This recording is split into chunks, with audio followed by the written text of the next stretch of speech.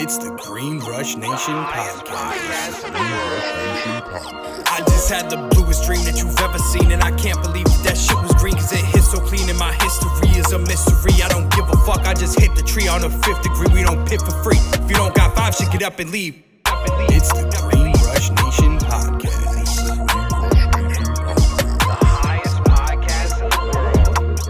Yo, what's going on, guys? We're back here with another episode of the Green Rush Nation podcast. Today we have another special guest, someone who's been in the industry for a long time, multifaceted though, our friend Dre from Phat Panda. What's up, brother? How's it going? How was the travels out? Oh, it was great, man. I've been in LA since Saturday, so Beautiful. You're not from here?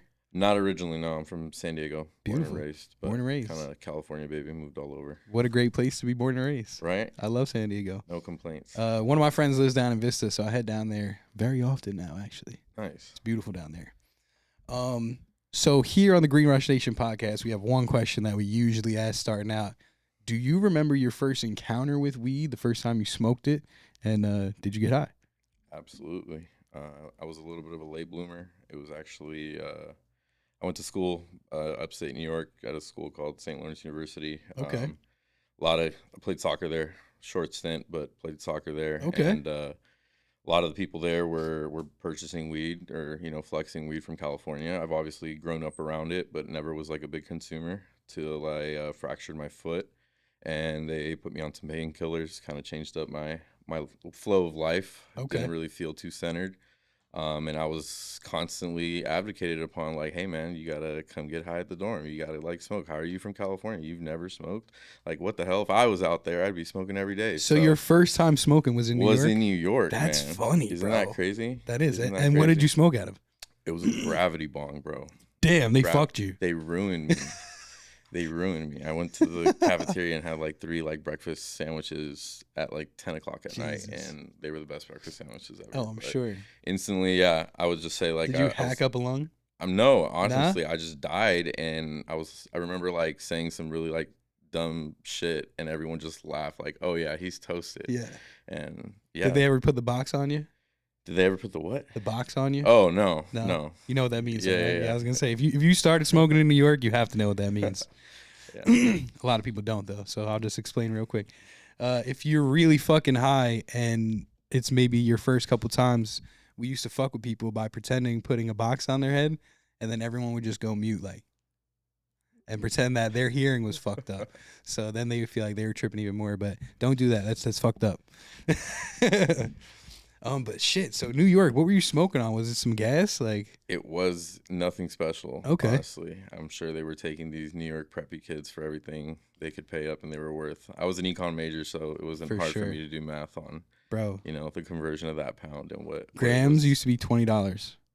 $20. Not in upstate New York. Well, that was a little bit later on. But when I was in high school, bro, $20 grams. You're not getting fucking 2 for $30 was a deal, bro. New Fucking York, deal. man.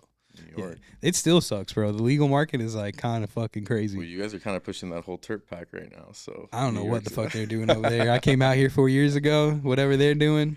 But I was home, bro, and for like a quarter of top shelf shit, they want $80 plus tax. Mhm. Plus tax. Mhm. So I was like, who the fuck's buying that? So like, yeah, you think the brands are struggling over here, man? God bless. I mean, I hear it's Fuck. blood out there. Oh my in New God, York bro. right now, so.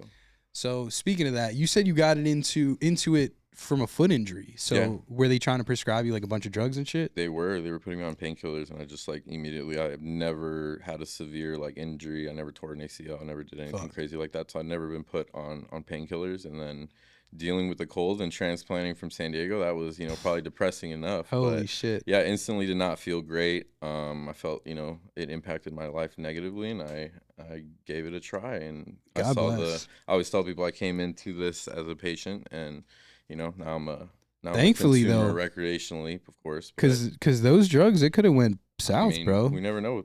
That's who what I'm knows? saying. You definitely feel different when you've never been prescribed pills like that in your youth. Absolutely. And that was life changing for sure. Well, just in general, bro. Even a grown adult, like I Yeah, fucking got for my sure. wisdom teeth out. I was like, I'm not taking anything, bro. Give me like a Tylenol, like I don't give a fuck. I'll smoke some weed, or take an edible. Edibles. For sure. But yeah, bro, it's way better than the opiates, and that's the big problem. That's what I feel like. That's why it's not federally legal yet, because it's too much of a problem. so good that it's a problem. We know there are a lot bigger eyes on this market Exactly. than just ourselves. Oh, of course. That's another reason as well, of course. So how did you get into the business side of shit? You came into it as a patient. When did you realize, like, what were you doing at that time? You were just going to school? Were you working? I was doing my master's and playing soccer at Sonoma State up in NorCal. Okay. So you definitely didn't have a job? Yeah, definitely did not. And this was something that I kind of did on the side with some friends, and I got into it on the ag side, pretty early on when I got up there. So And you were more like cultivating? yeah, I was cultivating out in a little town called Pengrove, Okay. right by Sonoma State. And yeah, it was just me and a buddy selling to some dispensaries there, selling to some dispensaries in Venice, Cool. on my trips down. And then from there, I mean, I was always in like CPG, but I had a short stint in finance at SoFi up in Healdsburg while working for a small brand called Mom Cellars Winery, and then a small whiskey brand called Lost Republic. Okay.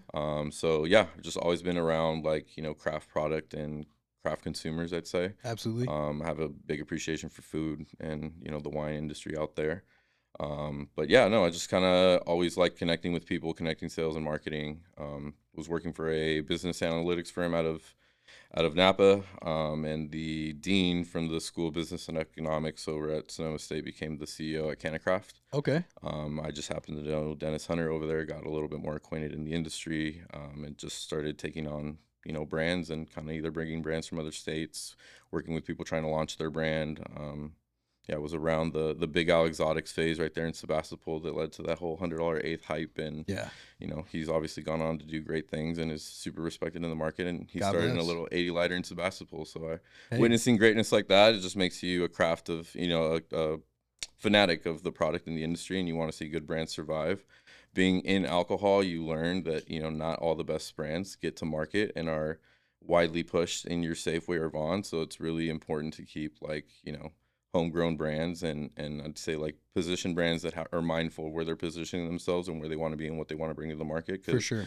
Consistency is everything to customers, and I feel like sometimes we try to write off the customers and forget about that they're the focal point. They're the ones paying all of our bills. Legitimately. So the sooner we can partner with retailers and partners that we can be, customer centric, I think like you do great things that way. For sure.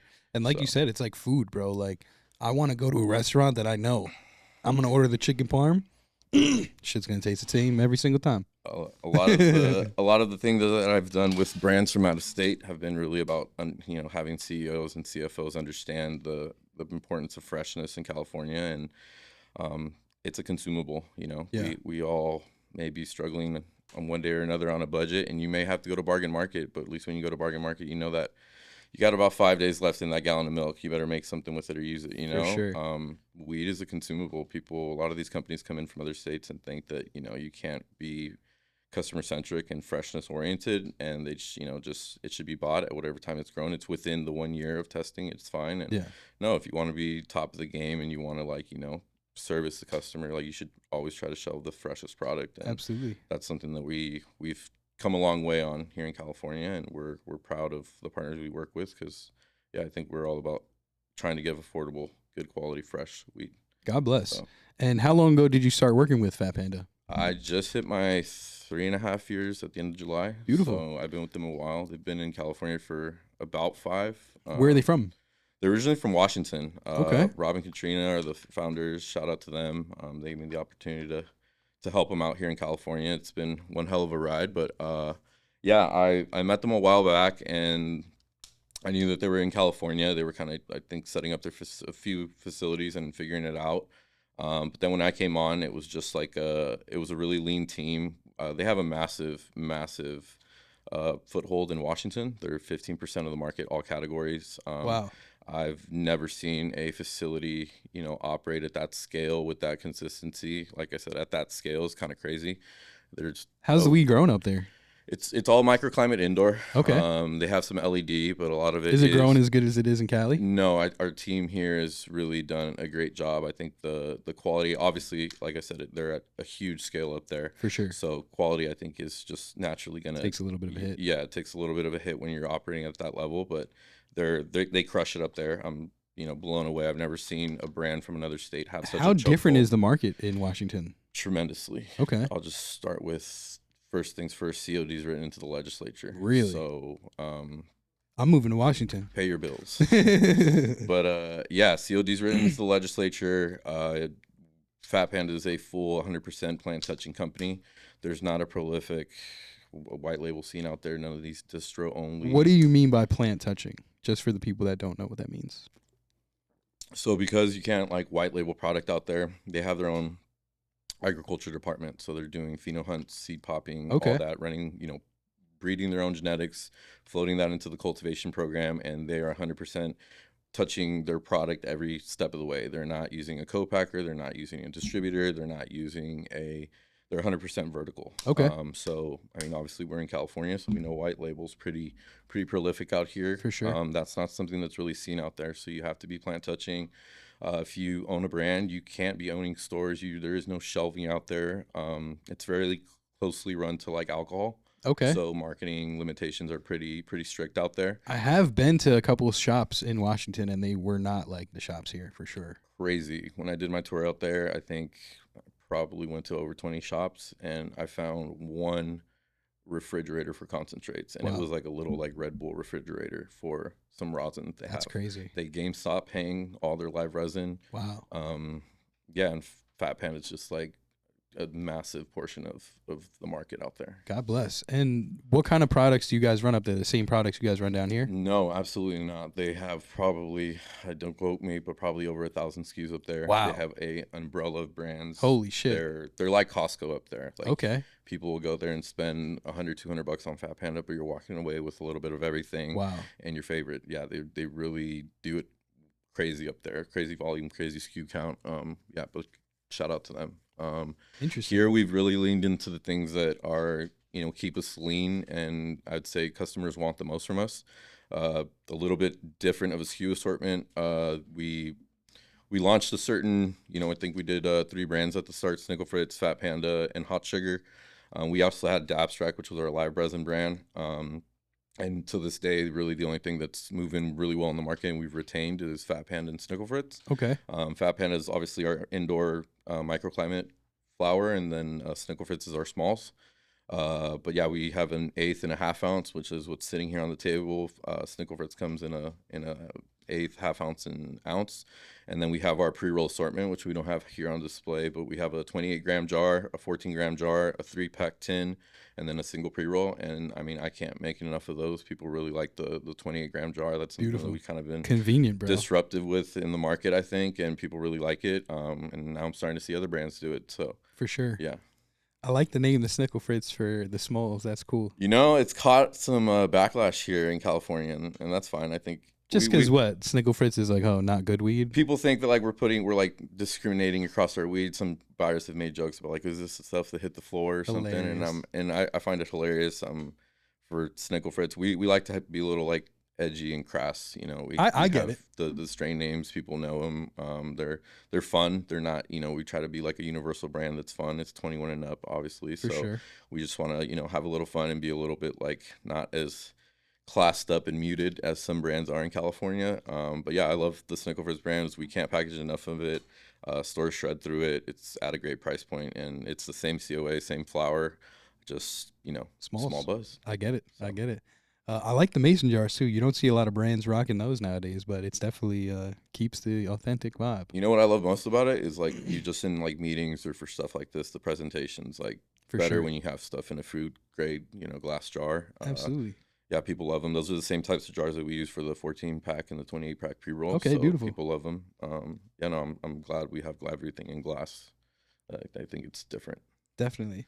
How important do you think the branding of it is? I mean, in California, it's detrimental. Like, sure. I push it on my leadership all the time to be like vigilant of like what's going out there in California. I mean, people will literally buy something and shelf something because of it being in a cute box or it being in a nice jar. The flower maybe becomes secondary to that, and for us, like, flowers first. I work with partners all the time and tell them our branding may not be aligned with your ethos of your store, and that's perfectly fine, but like you can't say that the flower's not at a great price point and we got good flavors. So For sure. Yeah, it's definitely interesting. How does the relationship work as far as like just retail? How do they treat you guys? Honestly, it's gotten a lot better in the last 2 years. Okay. I'm super grateful to the accounts we do work with. We work with Premier Society, shout out Bert and Kayla in the Central Valley, and they continue to grow and do great business. The Urbas here in Urba Market and the Woods of WeHo here in Los Angeles. Shout out Devin and Mave, great people, great team, great culture, great processes. We do good business with them. Yeah, we try not to be exclusive, but we're not going to like hop into someone right around the corner for you. We try to build partnerships. Okay. So that takes time to do, especially when you only have one brand ambassador slash, director slash, rep slash AR slash, For all sure. these things. So we run a really small team, and I think that's been hard to cover that many miles as well. But no, we've done well to have representation all throughout, California, from Crescent City down to San Diego and Calexico. And, yeah, we're grateful for our partners because Beautiful. we're only here thanks to them. I'd For say, sure. How many stores are you guys in California? Right now we're in about 80, 90. Okay.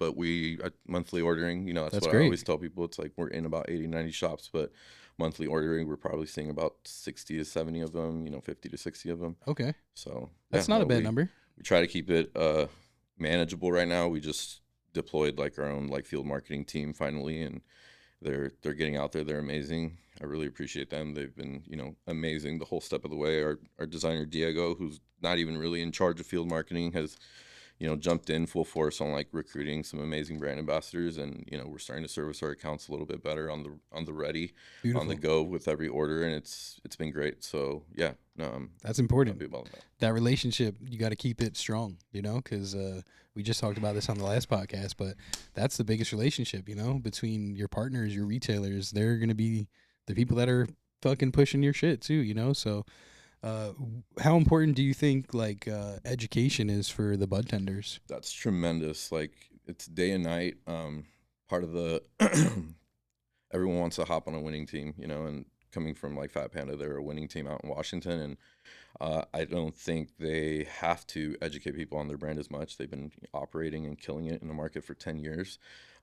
So I think that was a little bit of even like a interesting spin for them at the start, where I'm like, hey, like I have to make a bud tender education deck and a brand guide and this and that, and they're like, wait, why? Like, just sell them the product and it'll do well. And that's not how it works here. Education's massive here. I feel like our cannabis community is a lot more like a wine consumer community, where you have your high information people that want a lot of details and might corner you with a question. And then you have some of the people that want more basic information, but nonetheless, like there is a demand for education. Brands know that once you invest in that, sales tend to do better. Retention is there, so we're big on that. And how do you guys educate your bud tenders?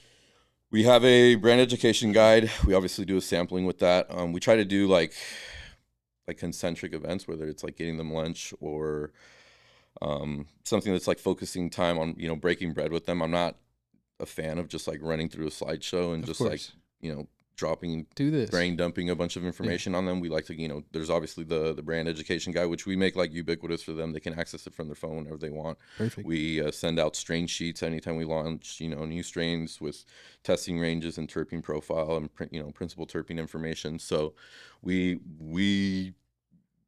there's just a lot to do when it goes into like having good educational collateral and good educational, and a lot of it gets thrown away in the trash. So for us, it's been like, how do we get it into their hand? And yeah, no, it's a day one struggle that continues to be like a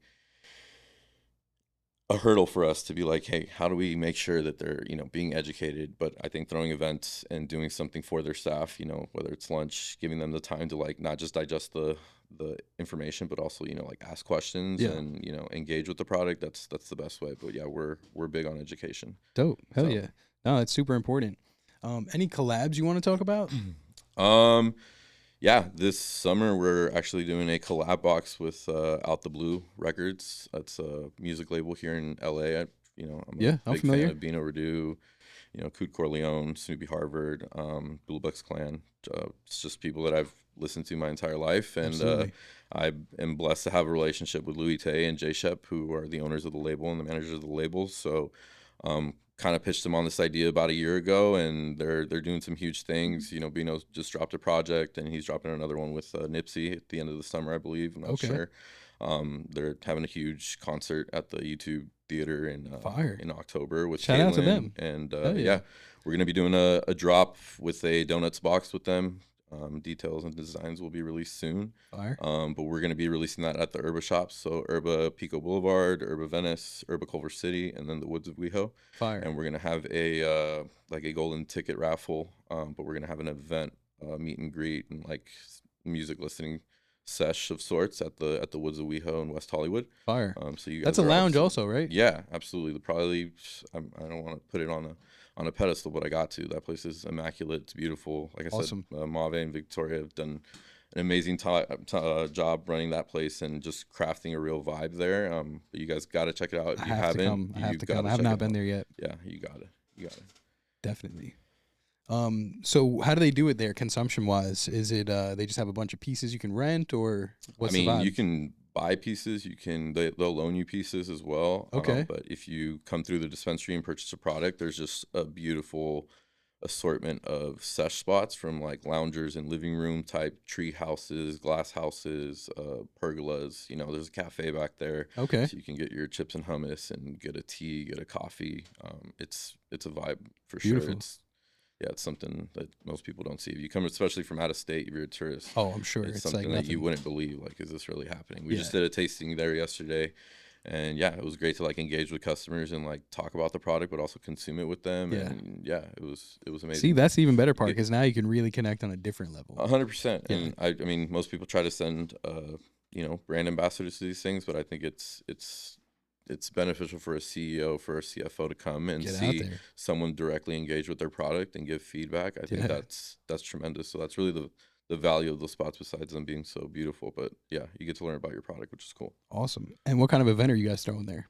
It's going to be just like a music listening session through their projects, and then we're going to do raffle tickets for the box when we drop the donuts box. Okay. I haven't finalized the details, but we'll probably integrate some concert tickets in there for the YouTube Theater concert in October. That'd be dope. Yeah, definitely. If you're a fan of these guys and like the music, For it's sure. going to be if anyone knows the Woods of WeHo, they do an amazing job with events too. Pop out. So it's going to be certified for sure to be Awesome. a great time. I definitely gonna have to pop out to that one. I think so. Hey man, you're front of the line.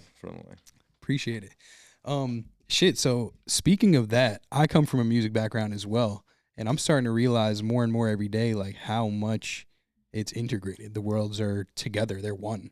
What has been your experience with music and marijuana? I mean, I got a wide palette of music. I grew up playing piano my whole childhood, so Okay. I never wrote beats or produced beats or was a writer, a lyricist of any kind. But I always had an appreciation for rap music and any kind of music, really. But I think specifically when it comes from like a branding and a selling perspective, you're using the same muscles to push your music, 100%. market yourself, just like you're trying to push your brand. So artists that do really well are people that understand the people and understand the consumer and understand themselves as a product and package themselves well and deliver Exactly. consistently. So it's like it's the same muscles that you do in pushing your brand and trying to acquire a customer that's going to keep coming back to you. So Absolutely. Yeah.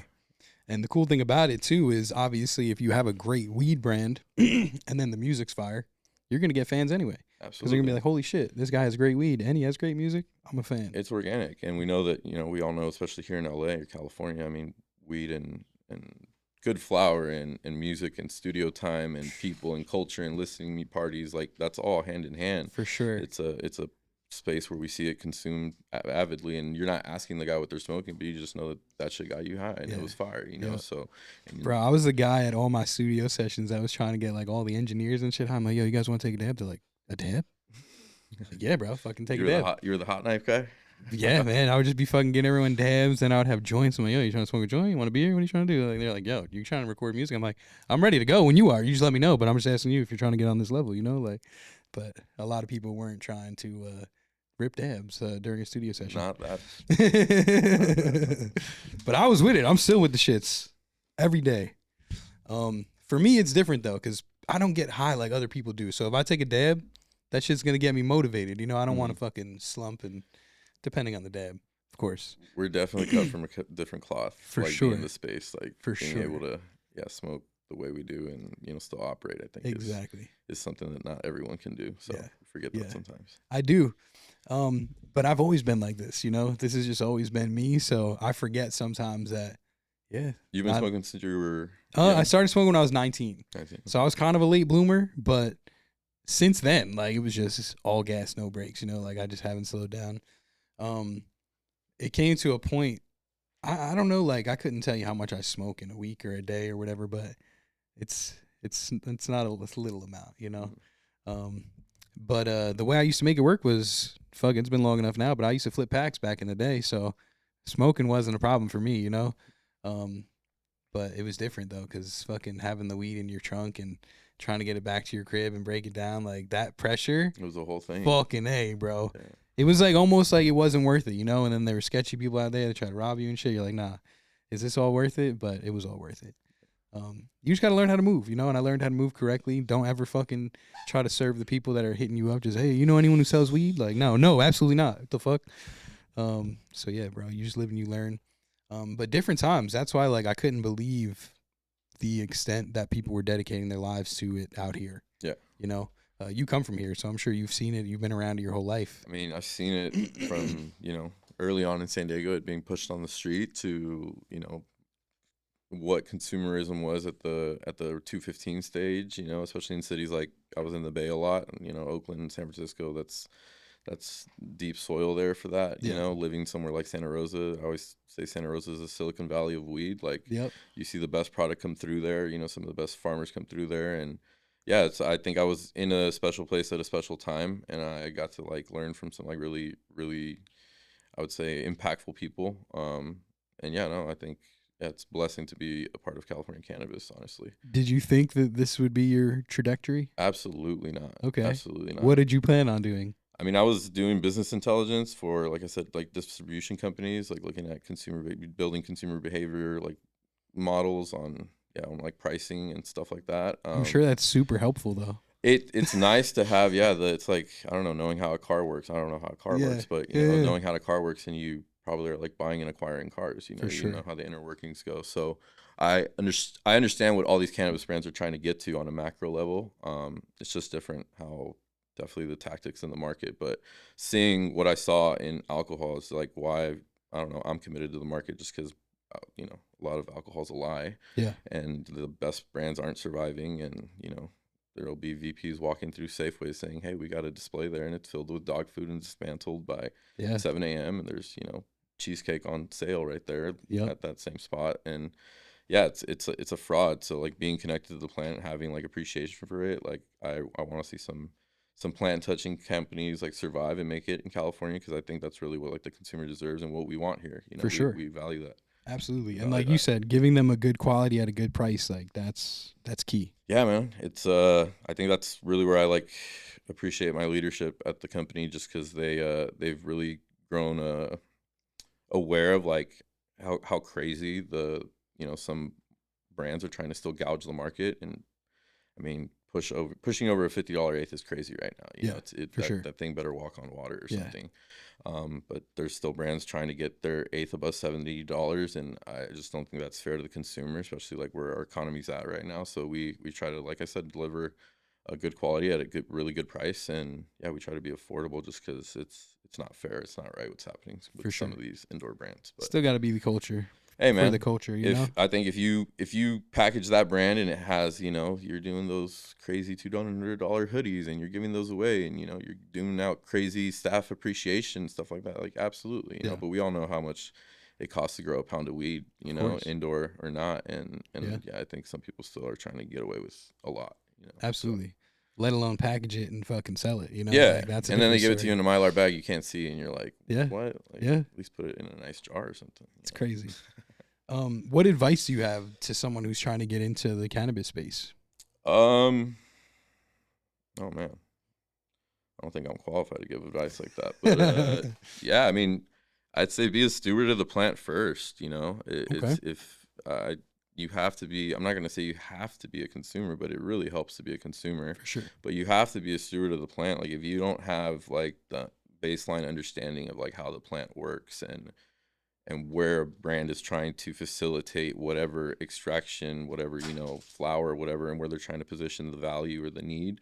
Like you shouldn't just like jump into the market. I think you should get some baseline understanding. There's a lot of people that make the jump from alcohol, from tech, from whatever. For sure. And we've all worked with a few of those, and I'm not saying, they can't be of value to the industry, but it's just, if you don't have some kind of baseline understanding and appreciation of what the plant is supposed to do, like, I mean, Yeah. yeah, I'd say have that first, because anywhere you go, even if you're doing accounting, like even if you're reaching out about AR, like it's gonna help you at some point. Absolutely. So, yeah, Absolutely. be educated about that.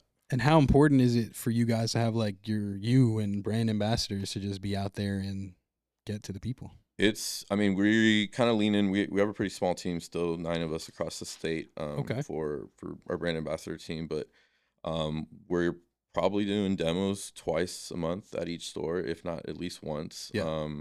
We do events with a lot of our bigger partners that, they're really accountable for a lot of our time. But no, I mean, for us, it's like, I tell them every interaction counts, especially no matter who it is, but like make sure you educate them on the product. And if they're especially hungry for that extra layer of information, like share the assets with them, know. It's all about like fulfilling that need of education. Traffic is sometimes inconsistent at shops, but like you're going to get an interaction. So just make sure you like hit it out of the park and you inform the person, on like product. And it's sometimes not even as a conversation about your own brand or product because they're on their way out, but it doesn't mean that maybe next time they're like, hey, that guy was informative. Yeah, they were informative and they filled my need, and I'm For sure. come back and maybe give their brand a try because they were educated, So I'm huge on that, and our team is doing a lot better at doing that now. So yeah, we're excited about doing more demos and more events and stuff with stores. So where do you see the brand, say 5-10 years down the line? Oh man, that's wherever Rob and Katrina want to take it. I really appreciate that they've been committed to like owning the facilities here in California that we operate out of, and we grow our own stuff. They're not white labeling, at least till now. He's been committed to saying, we're never going to have our flower in somebody else's packaging unless it's like a collab or something. Okay. We're not going to, put our packaging around somebody else's flower. So I love that because that was something I really valued when working for somebody. So yeah, I mean, we could be anywhere. They're obviously in other states. Washington, it's a huge operating world of its own. We're in Massachusetts. They got stores out there, and we have the brand out there as well. So it's really depending on wherever they want to go. But I mean, I give my opinion whenever it's asked about other states, but I really focus on California because that's a huge job for us. And, For sure. And yeah. Do you know much about Massachusetts market? Not really. I mean, I get tidbits and certain calls and meetings that I sit in on, and me and Rob have a pretty close relationship, so he's always telling me about, whatever's going on over there. But the brand, at least from the product standpoint, the brand is taking like organic route out there, and we do really well. It's a good state. Honestly, it's a good state that you could do shit like that. It was the first state that was like legal on the East Coast, so I was able to drive up there and get some shit. It was cool. They had some good shit out there. I'm not gonna lie. Nice. Yeah. They were set up like Apple Store though. The store that they built, Rob and Katrina built an Ember store out there, I think in Springfield, and they built it from the ground up, and it's beautiful and it crushes. And yeah, he asked me, he's like, what do we have to do different to get? I was like, man, you built a beautiful store in Massachusetts. Like people will drive miles for that probably out there. So yeah, shout out to them on that because that was really cool. That's dope. Shit. So is there anything else that you think the people need to know about Phat Panda before we do wrap up over here? Damn. Yeah, I think you guys should give us a try. Hit us up about an event you're doing, and maybe we can collab. It doesn't have to necessarily be a sales order or anything. Are you guys open to are you very collaborative? Oh, absolutely. Yeah, okay. We're huge. We've done a few collabs, anything from events. We do a lot of bud tender appreciation events before like Hall of Flowers and stuff. I think people forget about the bud tender sometimes. Yeah, for sure. We're big on like, bud tender centric events. Doing one in San Diego pretty soon, so we'll follow up on details about that and let you guys know. Beautiful. But yeah, no, we're just trying to keep our customers happy, keep our partners happy right now, and trying to launch more strains and get a better strain assortment down here. Just because they have so many strains to pull down. How many strains do you guys have currently? I've probably only brought down like 20 to California, and there's that's still a lot, bro. But they got like a labyrinth of like probably like over 100 strains up there. So actually, and now are you guys bringing like the seeds from there and popping them here? Yeah. Okay. Yeah. I mean that's a Mojave question, but yeah, I have to go up there pretty soon just because I need to look at a new like load of strains and see if we can bring some other stuff that people are happy with down here, just because the customer bases are so different. Yeah. Like what people seek from them up there from down here. And yeah, he does the whole ag process, and then our cultivation team and nursery team is right there in Santa Ana. Dope. So yeah, we're SoCal based right now, and Beautiful. yeah, I'm excited. Hell yeah. Well, we appreciate you coming out. Shit, I feel like I learned a lot about your brand for sure. Where can the people find you? Here in LA, we're in all the Herbas. We're in the Dope Sugar stores. We're in the Bishop Boys stores. So yeah, we're not crazy. We're probably like 20, 30 deep. Beautiful. If you ever email marketing at Phat Panda, we send out a store list to you. But yeah. Okay. Are you guys on Weed Maps? We are. Beautiful. Yeah, so look them up on Weed Maps. Sure. Where can they find you on socials? Socials, I mean, for sure, check us out on Instagram at Phat Panda, PHAT, and then at phatpanda.ca is where we post more of our like local California content. And, Okay. we're going to be doing a whole 10-week season at Surgeon Studios for the league group. Beautiful. Yeah, it's going to be awesome. Our basketball team is going to be Urban Markets, and then we're going to have a Phat Panda futsal team. Okay. So yeah, we're super excited about that. We'll be there Wednesday through Fridays starting August 20th. Do you want to talk about that a little bit? Yeah, absolutely. Like I think it's a special space specifically for like cannabis, fashion, tech, brands and markets and consumers. It's a membership based league. So we, obviously own a couple teams in there. So we're allowed to bring people every week, and it's a safe space, nice, really clean quality space to get a cup of coffee, maybe consume some flower, watch some basketball games, hang out with your friends. So be sure to reach out to us if you want to come check it out. Beautiful. We're going to be, we're sponsoring the Urban Markets team as our basketball team. And it should be fun. I hear Justin Bieber has a team too. Hey, so okay. Yeah, if you guys want to come check it out, the league group is the Instagram at the league group. At the league group. Yeah, Dope. shout out my boy Ron, who's put that whole group together and made a real spectacle for LA out of it, because I don't think there's anything else like it. So yeah, that's fucking dope. Oh yeah. Well, we appreciate your time. We appreciate your energy. Thanks a lot for having me, man. Of course, man. I appreciate what you guys do for the industry and like the culture. And I've been following you guys a while, and I mean, I'm honored to even be considered to be here. But yeah, I've been wanting to break bread with you for a minute, and for sure, I think what you guys do here is awesome. Thank you, man. We appreciate you coming, and hey, we're here for you guys. So thanks, brother. We'll see you. That's the other episode. Tell your mother, your brother, your sister, whoever. I just had the bluest dream that you've ever seen, and I can't believe that shit was green, cause it hit so clean, and my history is a mystery. I don't give a fuck, I just hit the tree on a 5th degree. We don't pit for free. If you don't got 5 shit, get up and leave.